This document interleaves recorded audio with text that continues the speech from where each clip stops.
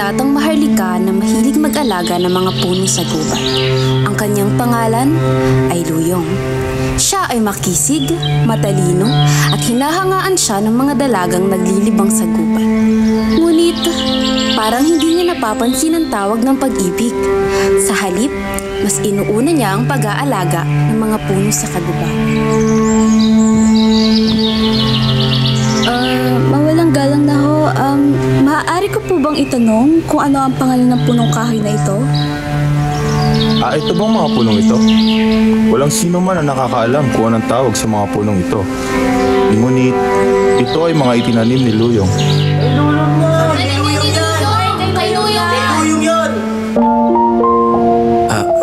Ano kaya ang pangalan ng binibining iyon?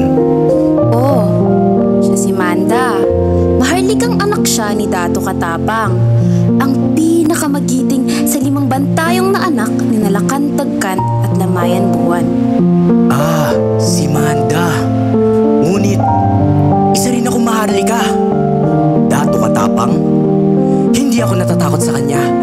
Manda! Ay, itigil mo na yung kahibangan mo. Kapag makita ka ng ama niya, itiyak, hindi ka niya magugustuhan.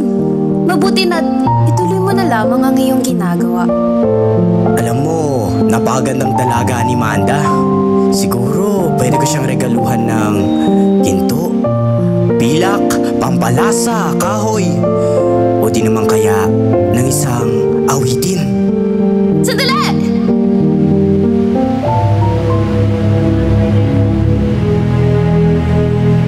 Manda, kanina pa kita hinahanap. Ano ang ginagawa mo dito?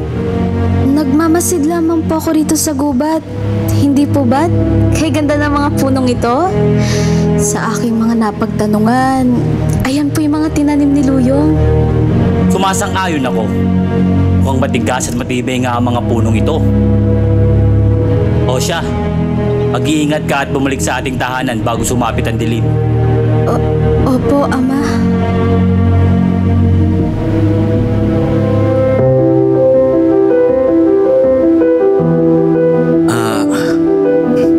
Mawalang galang na ho. Ako nga pala si Luyong. Ako si Manda. Makikita ang ngiti sa kanilang mga mukha. At habang naglalakad-lakad sila, ay nagtanong-tanong si Manda kay Luyong tungkol sa tanim ng binata. Siya ay lubos na humahanga sa pambihirang kaalaman ni Luyong hinggil sa hilig niyang magtanim at pag-aalaga ng punong kahoy, halip sa maging mandirigma. Mas namangha si Manda sa galing ni Luyong sa paggawa ng kasangkapang pantahanan at masining na pag-uukit sa kahoy. At ito ang naging umpisa ng madalas nilang pagkikita sa gubat.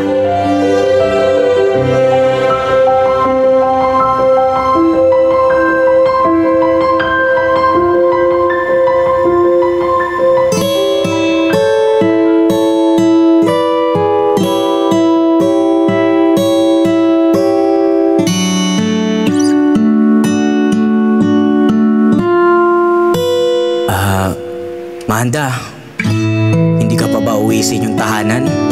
Baka tayo ay makita ng ama mo na magkasama. Siguro, hindi na muna. Mas masaya akong kasama ka. Halika rito. Sumugal ka ng 10 minuto. Sabay tayong maglalayag sa kawalan, sakay ng ating isipan.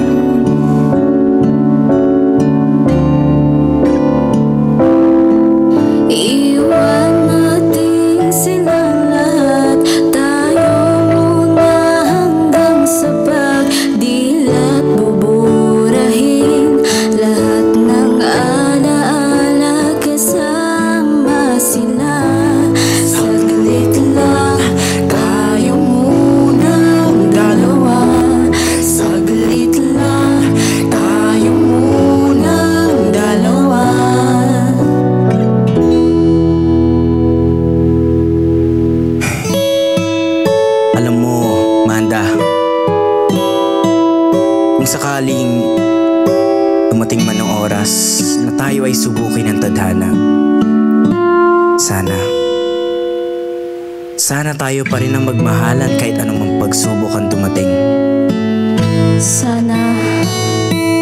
Sana umayon sa atin ang tadhana.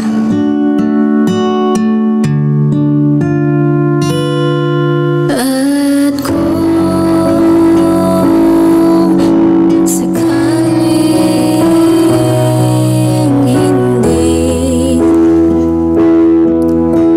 umayon ang panahon, hayaan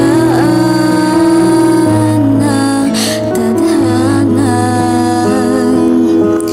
gumawa ng paraan.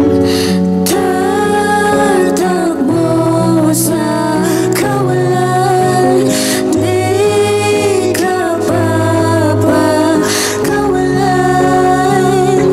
Saglit lang tayo munang dalawa.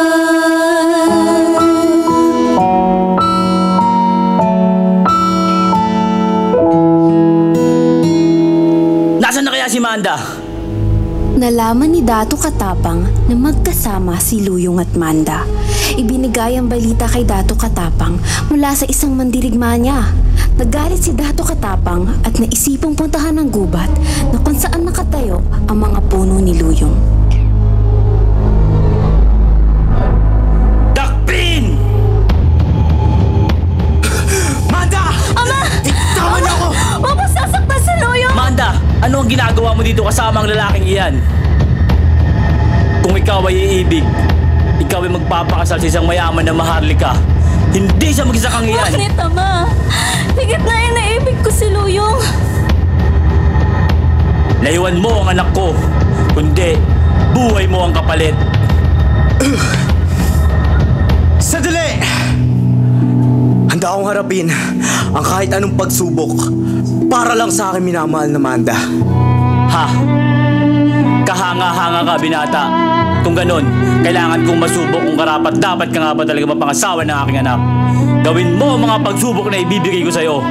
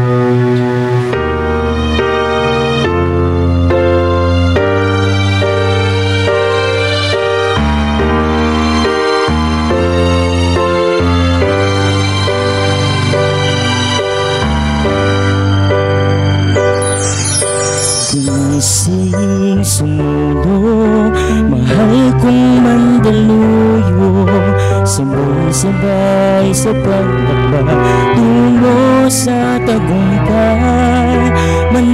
Manali ka, wag susuko, mahal kong mandaluyo. Ibulong sa hangin, luthiin at dalangin. Mangarap ka, manali ka, wag susuko, karangalan na ihayag sa buong mundo. Gumising sa mulo, mahal kong mandaluyo, sabay-sabay sa paglakbay tungo sa tagumpay. Manali ka, wag susuko, mahal kong mandaluyo. Ito ang bakas ng ating kapon, pag-asa ng bukas ay ngayon.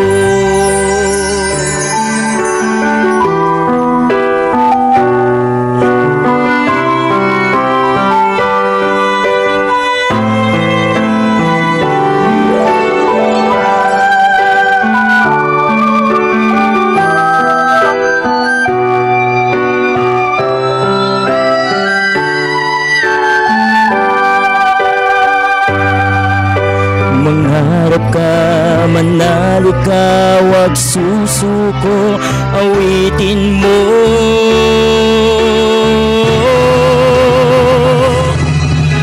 Gumising sa mundo, sa bagong mandaluyo, isang himig at isang awit, pag-ibig ang atid.